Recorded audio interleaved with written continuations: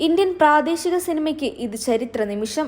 ലണ്ടനിലെ royal festival ഹാളിൽ നടന്ന 2026 ബാഫ്ത പുരസ്കാര വേദിയിൽ മികച്ച കുട്ടികളുടെയും കുടുംബചിത്രത്തിന്റെയും പുരസ്കാരം സ്വന്തമാക്കി മണിപ്പൂരി ചിത്രമായ ബൂങ് ഏവരെയും ഞെട്ടിച്ചിരിക്കുകയാണ്.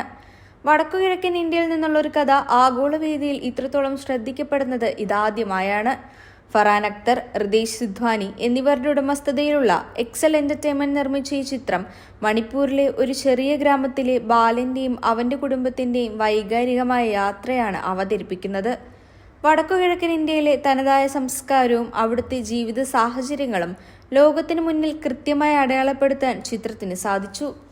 സംവിധായികയുടെ മികച്ച ക്രാഫ്റ്റും കുട്ടികളുടെ സ്വാഭാവികവുമായ അഭിനയവുമാണ് ചിത്രത്തെ ജൂറിയുടെ പ്രിയപ്പെട്ടതാക്കിയത്.